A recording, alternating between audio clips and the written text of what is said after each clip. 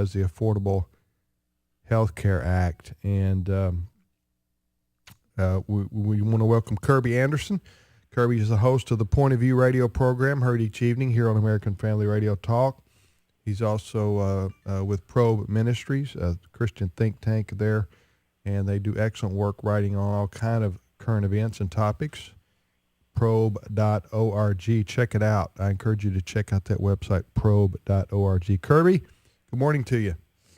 Good morning. And I guess in terms of the weather, you could say if you like your weather, you can't keep your weather. That's true. Duly noted. If you like your doctor, you can't keep your doctor. And if you like your policy, you can't keep your policy. That's kind of the theme that's running through all this today. Hey, Kirby, Ed was mentioning to me right before we went on the air that you said that Fred Jackson, our news director, Ed, had told you what? Well, he said that actually in about 20 minutes, the president is supposed to make a speech in which he is supposedly going to say that insurers will now be allowed to keep those on board whose policies have been canceled. In other words, whose policies do not meet the requirements of Obamacare. Now, we'll hear more from Fred maybe if the speech is short enough later on in the program, Kirby. But Tim and I were talking about, I don't know how the president has the authority to simply change the law. The law seems pretty clear that policies that do not meet the requirements of the Affordable Care Act must be canceled, and people must go and reapply. Sure. Well, let's put this in perspective, because tomorrow the House of Representatives will vote on a bill proposed by people like Representative Michael Burgess and others that would actually allow you to go back to the system before, and the running number now is about 3.5 million people in the individual health care market have lost their policies. The president, I think, is trying to get out in front of it, but back to the point that you made, Ed, it's a very good point. A lot of people, even people in his own party, have questioned whether or not he has the authority to do what he's already done, and that is to postpone the business mandate, and even a bigger question of whether or not he has the authority to take a law. They've been making a big point about this, was duly passed, it was declared constitutional by the Supreme Court, to now change that in midstream and essentially to change it to what the Republicans were offering a couple of weeks ago, actually now almost a month ago now, during the shutdown. And so this will be something that I think will be very interesting, not only in terms of what the president will do, how much he may or may not backtrack, but more importantly, whether or not some of this is legal and constitutional. Kirby, you've been watching Washington politics for a long time, like Ed and I have. And I was watching Bill O'Reilly last night for a little while, his show on the Fox News channel. So was I. He's probably, Bill O'Reilly's probably 60, I would guess, something like that. Anyway, he said, I've been watching politics a long time, and I've never seen such a mess as exists with Obamacare and what's going on right now.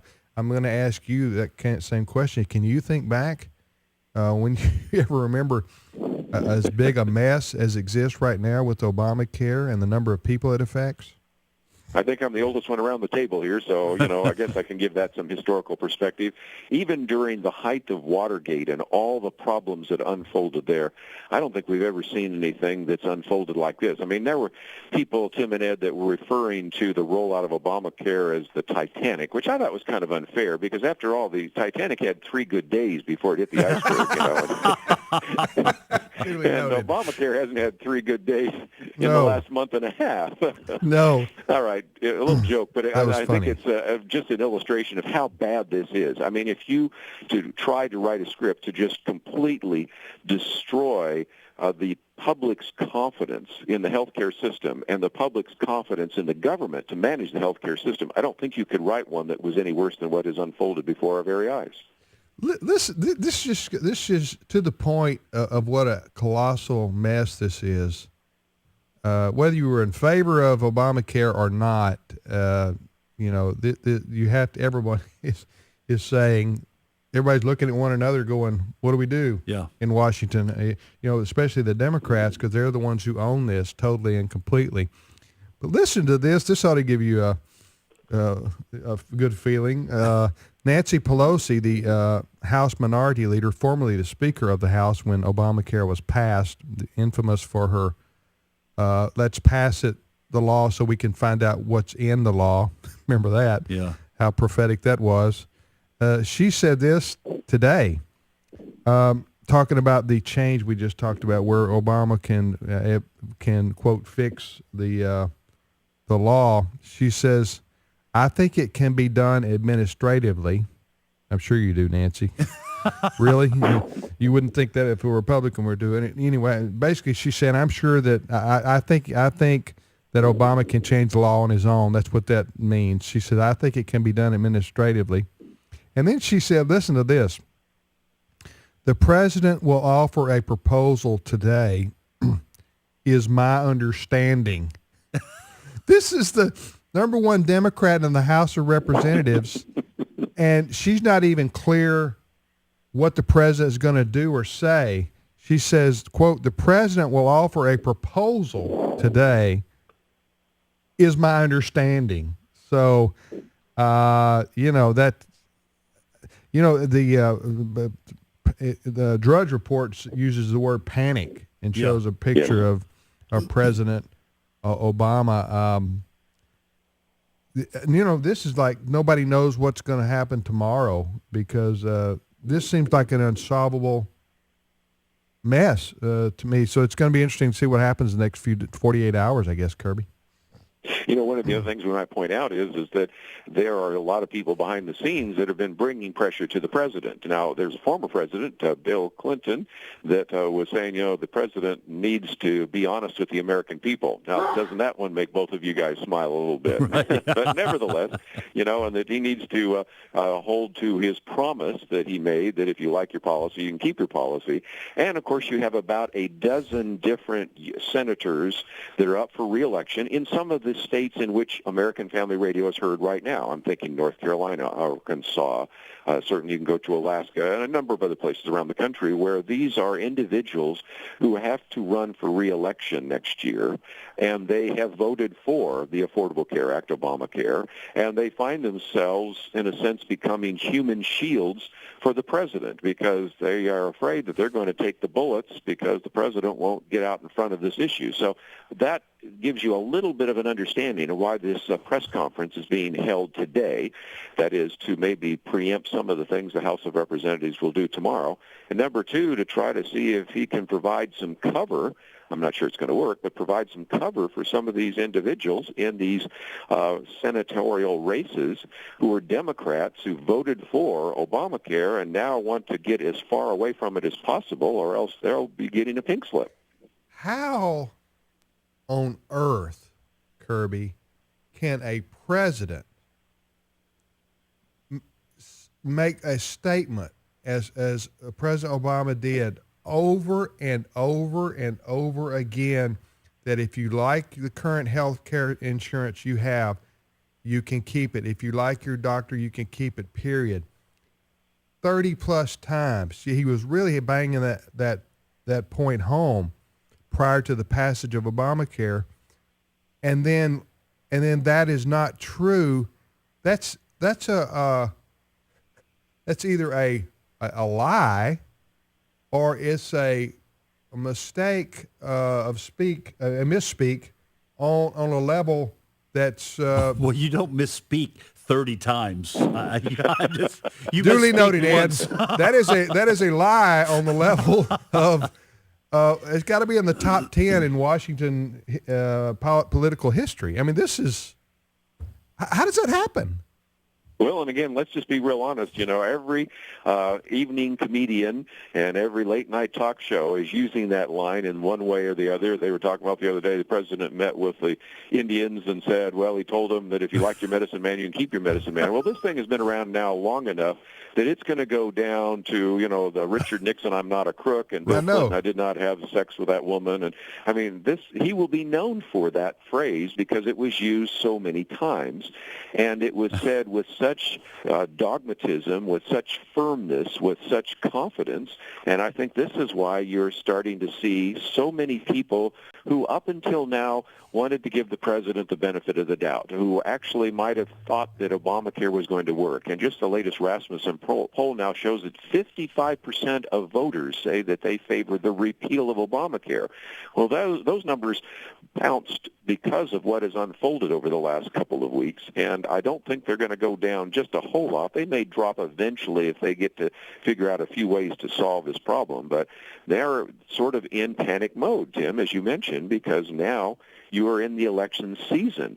Pretty soon, some of the people listening right here on American Family Radio are in states where they're going to have primaries, and not, of course, the general election's not till next November, but let's recognize that 2 or 3 months from now, there are going to be people going to the polls in the primaries already thinking about this disaster and how it's played out. And back to your point, I mean, either it's incredibly dishonest of the president, or else the president and his staff were very incompetent. You don't have a positive spin you can put on something that was said more than 30 times and has now turned out not to be true for already 3.5 million people, and the best estimates are that maybe as many as 16 million of the 19 million in the independent healthcare market will lose their policies because of the mandates that are required under the Affordable Care Act. And I just think that this is going to be something that's going to dog the president for the rest of his presidency. Talking to Kirby Anderson on the program. I'm Tim Wildman with Ed Battagliano. You're listening to American Family Radio. The program is Today's Issues. We're talking about what's all over the news, and that is the effect of Obamacare on our country and what's going on right now in Washington, because the rollout for this, for Obamacare, has been a colossal failure. It's been a mess, unprecedented that I can think of in recent memory, at least. Unprecedented in the last 3 or 4 decades in terms of the incompetence, if that's what you want to call it, Ed. That you spend millions and millions of dollars on a website. You're supposed to have the best and the brightest, and we're talking about just the entry level part of the website. There's people who can't even forget about trying to sign up and find out how much your insurance is going to cost. There are a lot of people who can't even get through the first the first door. And the one other point about these cancellations, folks, and it's not funny, and we're not laughing about it because this is affecting people's lives. The I guess the dark humor in the whole thing is that it's one of those "we told you so." The Republicans and a lot of conservatives said this is not going to work because it's a law that nobody even understands, and so that this is proving to be true. Yeah, you can't blame Republicans for sabotaging this. They No. had 4 years to get just the website up and running, let alone work out all the other details of a 25, So back to this now. So if in fact the president is today going to try to say, okay, all you millions of people who got your letter saying your insurance was canceled as of January 1st, scratch that. Okay, that's what he's going to try to do today, and it's not going to work. And it's not going to work if, in fact, what we're hearing is what he's going to try to do, and what Nancy Pelosi said, he's going to offer some proposal. So really, you have an unfixable problem that. But what if insurers don't want to? Right. What if they don't want to? That's the Who's point. going to pay for the point. postage for the millions of letters that we got to resend now saying, oops, we were wrong? You can keep your... If I could use a Southern phrase, Tim and Ed, you can't unscramble an egg. You can't unscramble an egg. Well, and back to Ed's point, it's a good point. And the only person I've heard say this, other than myself, is Rush Limbaugh. So I don't know, maybe the two of us are right. Or we're wrong, and we don't have any clue. But I've been saying this, and he's been saying it. I haven't heard too many other talk show people say this. Even if you, quote, grandfather those policies, in other words, we say we want to go back to pre-October, the insurance companies aren't going to provide those. The insurance companies already said, "Oop, fool me once, shame on you, fool me twice, shame on me."